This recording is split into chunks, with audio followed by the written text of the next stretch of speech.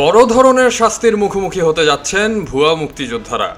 অন্তর্বর্তীকালীন সরকারের মুক্তিযুদ্ধ বিষয়ক উপদেষ্টা ফারুকী আজম জানিয়েছেন, যারা ভুয়া সার্টিফিকেট দিয়ে ক্ষমতা দেখিয়ে কোটা সুবিধা নিয়ে চাকরি পেয়েছে তাদের বের করে চাকরি বাতিল করা হবে। ইতোমধ্যে সরকারি চাকরিতে তৃতীয় চতুর্থ শ্রেণীর পদে এখন পর্যন্ত মুক্তিযোদ্ধা কোটায় নিয়োগ পাওয়া কর্মচারীদের পূর্ণাঙ্গ তথ্য জানতে চেয়েছে মুক্তিযুদ্ধ বিষয়ক মন্ত্রণালয়। গেল 15 আগস্ট মন্ত্রণালয় ও বিভাগগুলোর সচিব সিনিয়র সচিবদের কাছে মুক্তিযুদ্ধ বিষয়ক মন্ত্রণালয় থেকে এ তথ্য চেয়ে চিঠি পাঠানো হয়েছে। প্রকৃত মুক্তিযোদ্ধা ও জাল সনদধারী সবার সব বিষয়েই যাচাই বাছাই করে জনসাধারণের নিকট উন্মুক্ত করে দেওয়া হবে। ফারুকী আজম আরও জানিয়েছেন, ভুয়া পরিচয় দিয়ে জাল সনদ নিয়ে অনেকে মুক্তিযোদ্ধা হয়েছেন। অনেক প্রকৃত মুক্তিযোদ্ধা তালিকা থেকে ছিটকে পড়েছেন। এবার সঠিকভাবে তালিকা প্রণয়ন করা হবে।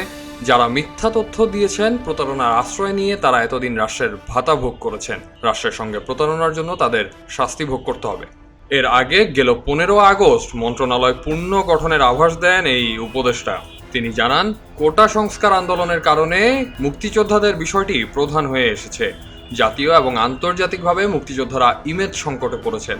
সত্যিকারের মুক্তিযোদ্ধা যারা আছেন তাদের মতামত নিয়েই সামনের দিকে এগিয়ে যাওয়া হবে।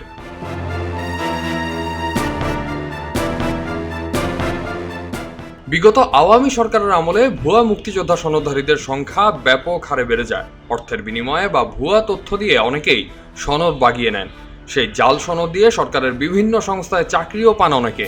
অভিযোগ আছে, সাবেক ডিবি প্রধান হারুনুর রশিদও জাল সনদ দিয়ে পুলিশে চাকরি পেয়েছিলেন, কিন্তু স্থানীয়দের ভাষ্যমতে তার বাবা মুক্তিযোদ্ধা ছিলেন না। অভিযোগ ওঠে, জাতীয় মুক্তিযোদ্ধা কাউন্সিল জামুকা নিজেই এই জালিয়াতিগুলোর সঙ্গে জড়িত।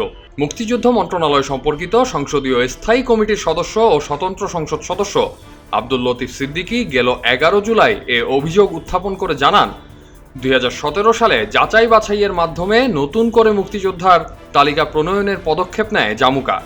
অথচ দেখা গেছে 2016 সালে যারা মুক্তিযোদ্ধা ছিলেন না, এখন তারাও বীর মুক্তিযোদ্ধা। এদের কেউ কেউ জামুকার সঙ্গে সম্পর্ক করে ভুয়া সনদ তৈরি করেছেন বলে অভিযোগ রয়েছে। এতে প্রকৃত মুক্তিযোদ্ধাদের কল্যাণ হচ্ছে না। মন্ত্রণালয়কে তিনি এ বিষয়ে সতর্কতা অবলম্বনের পরামর্শ দেন। সাবেক ফুটবলার ও বিএনপির স্থায়ী কমিটির সদস্য বীর মুক্তিযোদ্ধা অবসরপ্রাপ্ত মেজর হাফিজ উদ্দিন আহমেদ জানান, 1971 সালে মুক্তিযোদ্ধার সংখ্যা ছিল 80,000। এখন মুক্তিযোদ্ধার সংখ্যা এসে দাঁড়িয়েছে 2.5 লাখে। এসব ভুয়া মুক্তিযোদ্ধা বানিয়েছে আওয়ামী লীগ সরকার। সে সরকারের আমলে অনেক মন্ত্রীও ভুয়া মুক্তিযোদ্ধার সার্টিফিকেট নিয়েছেন।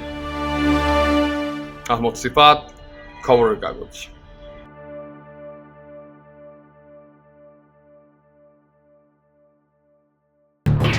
এলো খবরের কাগজ, নিখাত, নির্ভীক, নিরপেক্ষ।